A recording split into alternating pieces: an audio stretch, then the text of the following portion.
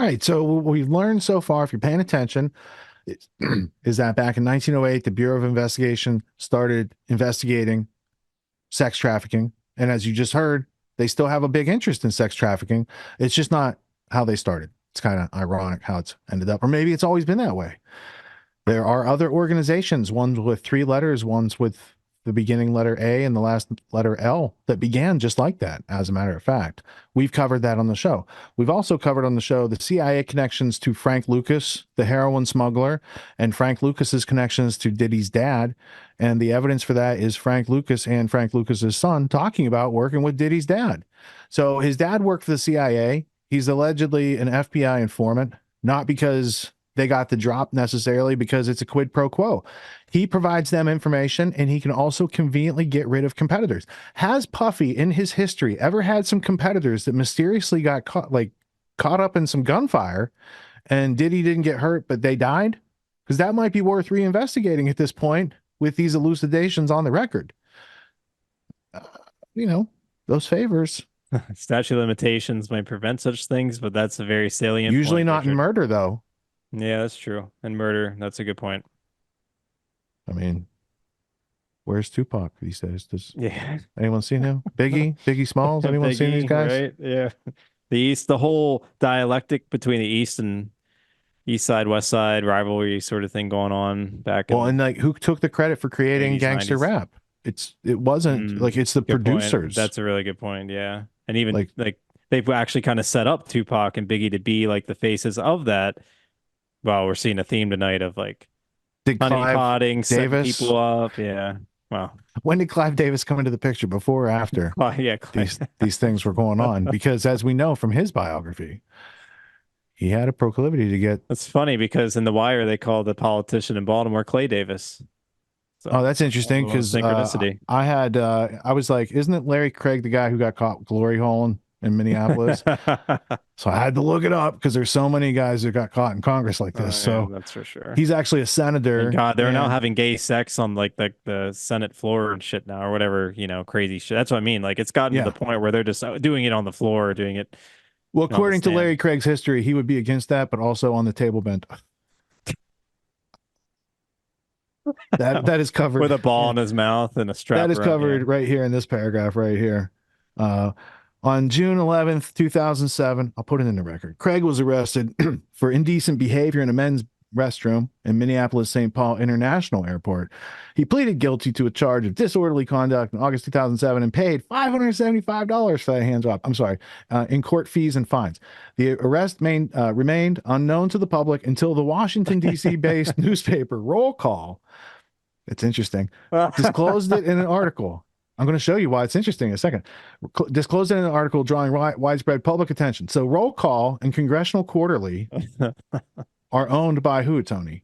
They once honeymooned in the White House. Who owns Roll Call and Congressional Quarterly? Let's see here. Oh, right here. See? Mm-hmm. Yeah. A Roll Call is flagship which also operates Congressional Quarterly. It's owned by the Economist Group. Oh, so which I is see. Yeah. Lynn and what's his name? Rothschild. Evelyn. Right. Sir Evelyn. Evelyn. So that's interesting that a Rothschild family controlled entity used another Rothschild family controlled entity to use another Rothschild controlled family entity to out that guy. That's interesting too. Not defending Larry Craig. But I'm just saying this is how he got out of the closet. All right. So they're a very specific type of hole. through the hole of glory. Now, I wanted you to see this because Uncle Sam. Hallelujah. I'm sorry. No, it's not Uncle Sam. Sorry. Who's that? Is that one of those glory, Republicans hallelujah. in name only? AIPAC wants you to die for Israel. There's Marco Rubio, little Marco. And then also these have been going around. Yeah, it's funny. Marco Rubio, supposedly like what, a Republican is he a senator or congressman from Florida, alongside with the governor down there, who's also completely controlled by AIPAC. They go to the Wailing Wall together. Yeah, it's just funny how, Israel really is the ultimate, or the Israeli, Israel and the Zionist movement is really the ultimate multicultural engine or function behind, so many disparate and contrarians coming together.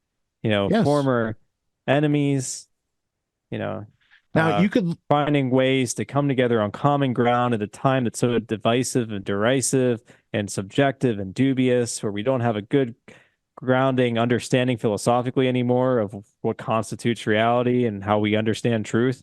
Yet they can bring people of such different perspectives together. with Wow, I money. mean, could with money and maybe a little blackmail. Oh, Epstein. I'm just saying. I mean, who knows? That's hey, I'm not saying Look, that happened. It's they even bribed possible. the I'm just Native saying it's Americans, possible. Tony. Oh, yeah, it's her meemaw, as she would say it. I think that's how she would say it. Her meemaw. So she said, I strongly condemn Iran's attacks. The U.S. supports the Israeli people during this difficult moment of using up all the weapons we sent them. So then Sabrina says, fake ass so-called progressive Elizabeth Warren. But Now you could look at this like APAC and these others give her a bunch of money. Or you could look at it as she's part of the group that gives them billions, and in return, these people get a couple hundred million. So there's like, I don't know how you want to see it. Like, it's the virtues of selfishness, Levi Rand many called it. different And ways so, to represent bribes. yeah, that's right. Yeah, You just don't so want us to do it ethically, I guess. I ran. yeah, they're bullies, man. This Jake Shields guy, I read a lot of his stuff, but Yeah, no, I can't retweet a lot of what he no, puts no. out there. Sometimes it has like a flavor of his opinion with the fact, and I'm like, I'm not backing that. But this is Oh, accurate. there's a blue check mark thing right there. It says readers out of context. They thought people might Oh, want to let's see. know. Let's see. This This is is an an old old map. map. Oh, we don't have those bases. Those are Oh, British bases now. we handed them over to Britain. Yeah, right. Or no, I maybe mean, NATO. Maybe they're yeah, NATO maybe they're now. It's like NATO. it's not like we have any affiliation with NATO or something like that. I'm not saying they are, but it wouldn't surprise me if there's some sort of a straw manning there. Yeah, I mean, So it's not our basis. It's another person's base. Don't look at us or oh, this is a good one. smoke These screens is another way to look at it. Smoke screens. Rothmas has good memes. I can usually give that a like. That's safe. I won't get Yeah, meant to be thought crimed continuous. for That's that. that, the continuous is actually that's a Kissinger doctrine called limited warfare from a speech he gave in like 1954 about the necessity during the age of nuclear armament to still have war because you can't have war, but we can't have, the mutually assured destruction. I forget if he coined that phrase or someone else. Uh, Possibilities associated with that armament necessitates that we have to have limited wars, like what we're going through in Israel and Palestine, like what we're going, and that's not really a war. Actually, I'm gonna give you more of a war scenario: Ukraine, Russia, and the continue sorties and excursions with China into Pakistan and Pakistan and India and all that sort of thing. There's a lot of things we don't even have enough time to comment on the show about what's all the dialectical situations across the world that's been set up to create the conditions for limited warfare. Limited warfare, or as the gentleman on screen is advocating, unlimited warfare. He's looking to drop a nuke. Now, when I see a person wearing a yarmulke and talking about the Torah, I think that person's Jewish. When I see a person wearing a yarmulke and talking about dropping nukes, I usually think that person's a Zionist. Zionist, yeah, I was And gonna I say. distinguish between the two because unless you're That's saying the Torah says to drop a nuke, I'm not going to mix those two together. I'm going to disambiguate and I'm going to keep a good connection on reality. I'm not sure what this gentleman says, so we're going to play it at the beginning of this block. But the claim is that a rabbi advocates for dropping a nuke. Okay, so we'll see. But I'm going to hypothesize this is not an ultra orthodox rabbi. This is someone who's a Zionist, and or maybe they are ultra orthodox. We're gonna have to watch it together. But after that, Breaking Points was the place that got it to the market earliest. So we're gonna see Sagar solo. Breaking: Iran strikes Israel as U.S. military engages. Now, he didn't say it was a retaliation, but he does make a big deal about the retaliatory aspect. So that was nice. We're next going to go to Al Jazeera. What are the implications of Iran's missile attack on Israel? And we're only going to catch the first 3 minutes of that, just the summary up front before they get to their panel of people we don't need to listen to. And then Owen Jones: Israel's trying to start a war with Iran. And there's a lot of evidence to that because look at what happens to the pro-Palestinian, like the human rights movement, if it goes to war with Iran. Well, no, because that's then not the only. you're pro Iran. You're not just pro Hamas, bro. You're like pro Iran. That's a very dicey situation. That A lot of people will be back association. and like, oh, I got nothing in it now. You know, False association, which is a type of ad hominem, really, and that would be the key again. Why the adverb cuny ad hominem, the key fallacies that are able to manipulate people so well. With king and queen of fallacies are those two, and that's exactly right because there'd be an association with that which no one would want.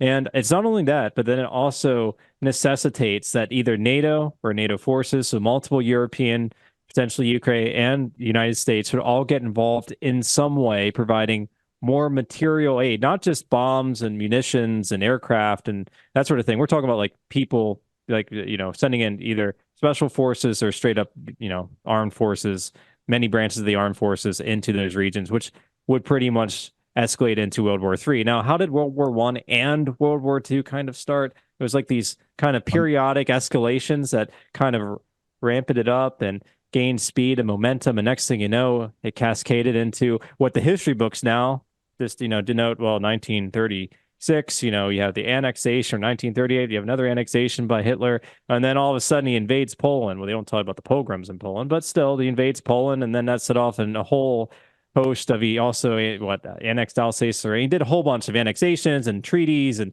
all of a sudden they reneged on them supposedly, and then all of a sudden we're into a war. It's starting to feel, it's not a perfect parallel, but man, it sure is hell rhyming a lot like that. Now, I wonder what benefit, beyond just what you said, the association with forgetting of genocide, what benefit to Israel and potentially Saudi Arabia as well, and other nations that have been very, friendly in regards to helping find land routes for trade goods to Israel, apparently. That's why Iran is backing the Houthis in order to create disruption in the seas. I mean, there's a lot geopolitically going on. So your point is absolutely the number one point, which people need to be paying attention to, that the genocide and the fact that there could be a sort of red herring for the genocide with this ad hominem with the association with Iran, but then all the other cascading effects that will come with it, with actually having boots on the ground, military interaction, and potentially the escalation to World War III. What stops China from going to Taiwan?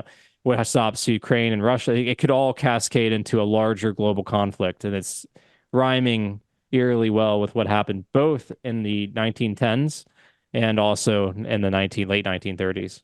regardless of how World War I or World War II actually got started, it is very clear and precise and known and provable how America was suckered into both of those, having no real agenda or cause other than being lied to by its ally and set up for a situation where America would be nudged into the war by a new Pearl Harbor, the original Pearl Harbor, the Lusitania, the Maine, whatever you want, ever since they wanted to get their Vietnam, cousin and come out USS, to play. Was Tonkin, Gulf of Tonkin incident with USS Pueblo. Yeah. So Right? that was all McNamara literally is on video saying, "Oh no, that didn't actually happen." Fog of war. Fog of war. And that could be. And then we have the Phoenix program, because that was just a testing ground for munitions. It seemed like, because Nixon gets in office. That's the opium trade too. That the whole Cambodia aspect. That, because Nixon gets in office. Isn't that interesting? And who's this? That's all Frank Secretary Lucas. of State or the head of National Security Council or a National Security Advisor is Kissinger. And Kissinger, so he actually goes into Cambodia, but yet Nixon got elected on the fact he's going to end the Vietnam conflict. How ironic. I mean, it's like nothing changes. And now we're surprised at what's going on today. I mean, come on. It's 50 or 60 years of unadjudicated crimes against you, and then all of a sudden you think. And what's worse about it is they're becoming more conspicuous with it. Right? It's like at least they tried to be coy, or I don't know. The good old days when the Rockefellers investigated the CIA, like when the people who created the agency investigated the agency they created, like the Church Committee, like those were the days, man, when they were just open about it. Yeah, right.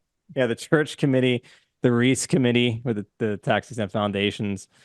Oh man, they admitted it. They're like, "What are you going to do about it?" They're like, "You're a subject. And you're asking up here. Yes, this is going on, and you're not going to do anything about it." That's basically what they told them. But there's nothing to it. It's all conspiracy theory, and you can go back to ESPN people don't read. Now. People don't read. So no, back then, people turn left all day for 500 miles. Go. There's a channel right now showing that stuff. That is actually true. What makes the Grand Theft World podcast unique, invigorating, exciting, and informative? Most other podcasts out there are either doing straight up interviews or they're just covering the daily news. They're covering current events from the day they happened. And that is effective. It's useful. It's a great starting point. And then sometimes these current events change during the week past the first story. So we like to give it a little time. You have to wait till some of the dust settles on these stories in order to give them accurate coverage. And the other thing that's really missing in the media landscape is covering the articles that are coming out every day. That's great. That's necessary. But who's bringing in contextual history so that you can understand what has been going on for decades and decades to lead up to the machinations and actions that we see unfolding today? So what we do here on the podcast is we cover current events. Many of these things are censored, but we wait about a week. As a forensic historian, I focused mainly through my career on the history of globalism and collectivism and things that they call maybe the New World Order. There's a lot of facts to these sort of circumstances, groups, events, activities, working groups that they've had over time. So for Grand Theft World listeners, we not only break down the current events, most of which that are censored during the week, we provide you with contextual history, we give you the source notes, the references, we do deep dives, and this really empowers you with an understanding of context and history so that you can make more informed decisions in your life. There's also a community, a membership where you guys can actually ask questions and we can get into the show and we can share evidence. And there's a town hall weekly for Grand Theft World for those who listen to it and are interested in covering the stories that we don't get to during a 6-hour show. Listening to it an hour a day, you could easily consume the week's news, but you're going to have substance and meaning and context and understanding. And with that, you can make higher quality decisions in your life. So if you're interested in more quality in your life, go to grandtheftworld.com, click podcast at the top, and we'll see you there. Thank you. These allegations are false. This isn't Grand Theft Auto, folks. This isn't a video game. What are the most surprising things that you discovered once you started pulling on that thread? Who he was connected to, what institutions he was influential over, what events he participated in? Come on, man. What are we talking about? Come on, man. No. You don't have to think about it, dude. I got this quote because you said you didn't know much about Klaus Schwab. I made it my job to, as soon as this happened, I'm like, okay, this guy's their front man. Let me learn about the official history of the World Economic Forum. I got their 40-year history. I got every book that Klaus Schwab has written or ghostwritten. I went through those books. This is one of the most interesting passages. Come on, man. Come